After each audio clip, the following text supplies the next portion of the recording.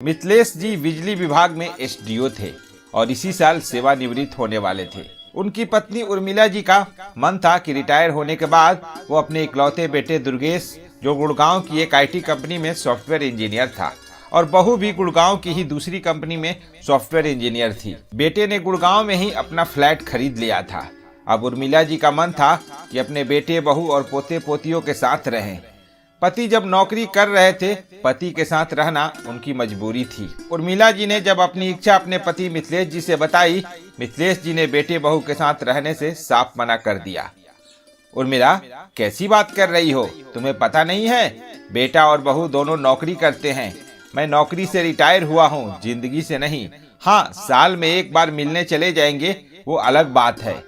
अभी से बेटे बहू पर बोझ बनना ये अच्छी बात नहीं है। मेरा तो सपना है, जो गांव में हमारा टूटा हुआ मकान है उसको मैं रिपेयर कराकर, जब तक इस शरीर में जान है हम वहीं रहेंगे। जब पति का मन ही नहीं था गुड़गांव रहने का, तो उर्मिला जी पति को छोड़कर कैसे जा सकती थी? वो भी अपने पति के साथ गांव में रहने लगी। लेकिन ये साथ बहुत जल्दी ही छूट गया। उर्मिला जी को अपने पति के साथ गांव में रहते हुए अभी 1 साल भी नहीं हुए थे, और एक दिन पति को हार्ट अटैक हुआ। हॉस्पिटल ले जाया गया, लेकिन हॉस्पिटल में डॉक्टरों ने मृत घोषित कर दिया। पति के क्रिया कम होने के बाद उर्मिला जी अपने बेटे और बहू के साथ गुड़गांव आ चुकी थी। पहले तो उनका बहुत मन था बेटे बहू के साथ आकर रहने का, लेकिन इस बार ना जाने क्यों उनका मन नहीं कर रहा था आने का। लेकिन आना उनकी मजबूरी थी। वो अकेले गांव में रहकर करेंगी भी तो क्या? उर्मिला जी शुरू से ही कड़क स्वभाव की महिला थी। उनका बेटा दुर्गेश आज 2 बच्चों का बाप भले बन गया था, लेकिन मजाल है जो अपनी माँ से आज भी आंख मिलाकर बात कर सके।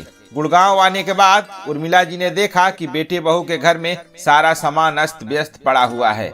किचन में भी कोई सामान सही से नहीं रखा हुआ है। उन्होंने अपने पास बहू को बुलाकर पूछा, बहू, तुम यहाँ कैसे रहती हो? ऐसा लग रहा है ये घर नहीं, कोई कबाड़ी की दुकान है।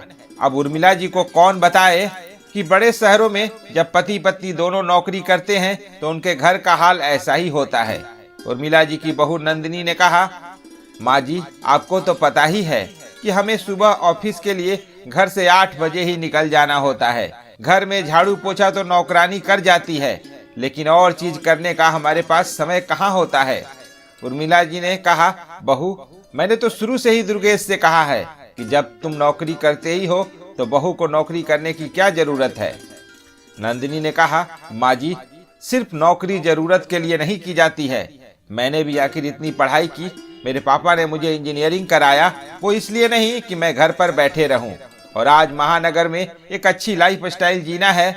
एक आदमी की नौकरी करने से कुछ नहीं होता है।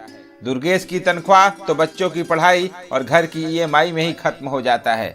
अगर मैं नौकरी छोड़ दूं तो घर का खर्च चलाने के लिए पैसे भी कम पड़ जाए। उर्मिला जी अपने बहू के सोने उठने, आने जाने, कपड़े पहनने सभी पर हमेशा कुछ न कुछ कमेंट करती थी। थोड़े दिनों तक तो बहू चुप रही, लेकिन कुछ दिनों के बाद से ही सास और बहू में विरोध होने लगा, जिसके कारण आए दिन एक दूसरे से झगड़े होने लगे। बेटा दुर्गेश को भी समझ नहीं आ रहा था कि वह किसकी तरफ बोले। एक तरफ माँ है तो एक तरफ बीवी। अगर सही मायने में देखा जाए तो दोनों में कोई गलत नहीं होता था। नंदिनी एक कामकाजी महिला थी।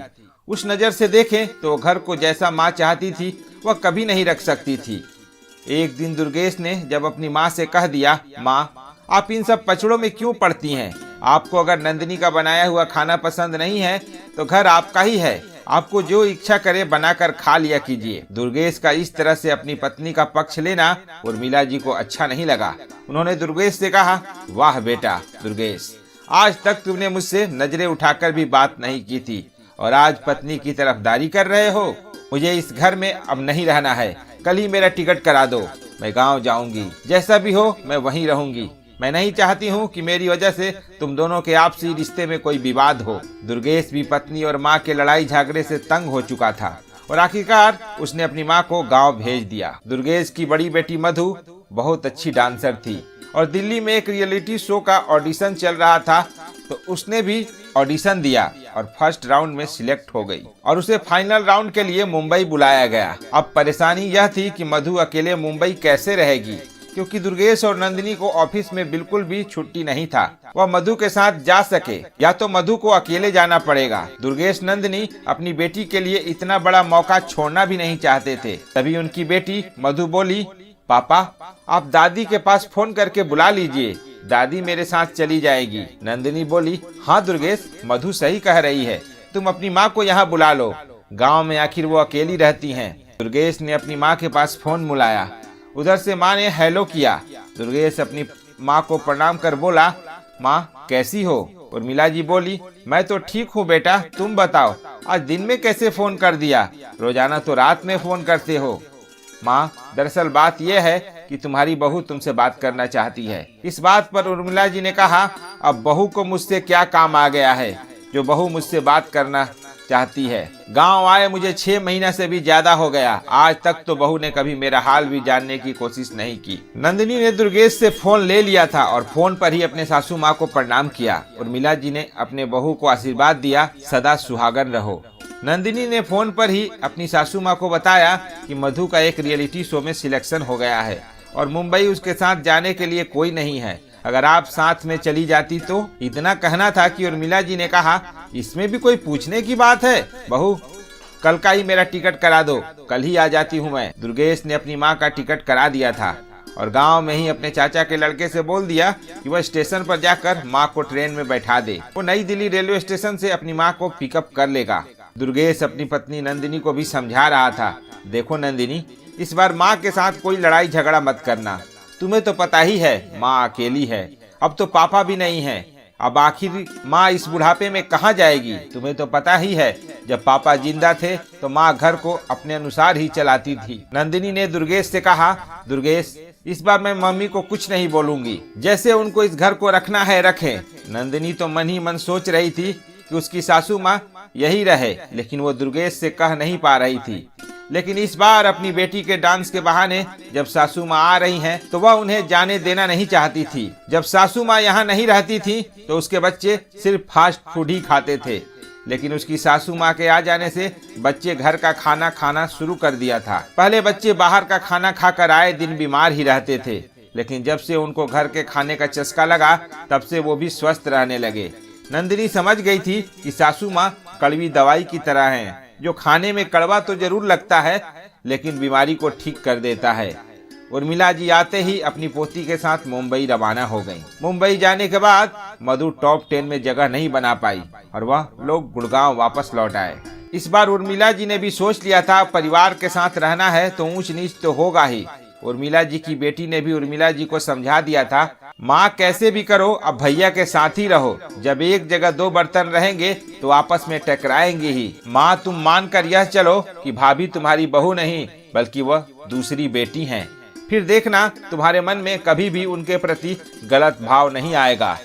इधर नंदिनी भी अब उर्मिला जी को गाँव भेजना नहीं चाहती थी, क्योंकि उसे पता चल गया था कि घर में बुजुर्गों के रहने से कोई हानि नहीं होती बल्कि बच्चे संस्कार सीखते हैं। दोस्तों रिश्ता कोई भी हो, एक दूसरे में सामंजस्य रखने के लिए एक दूसरे की भावनाओं की कद्र करना भी जरूरी है, लेकिन हम अपने ईगो के कारण एक दूसरे से दूर होते चले जाते हैं। अगर हम चाहते हैं कि हमारा रिश्ता लंबे समय तक चले तो कई बार रिश्तों में अपनों के लिए झुकना भी जरूरी होता है। उम्मीद है दोस्तों ये प्यारी सी कहानी आपको जरूर पसंद आई होगी। तो फिर मिलते हैं एक और नई कहानी के साथ, तब तक मुझे दीजिए इजाजत।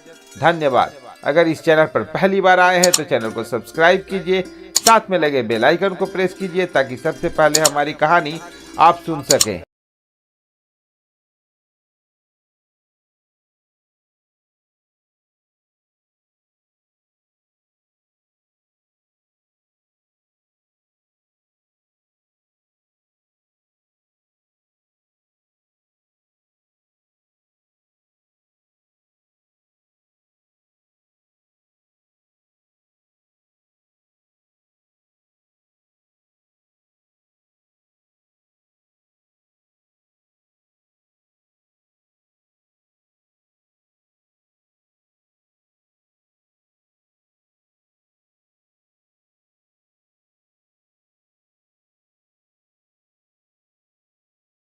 Bye bye.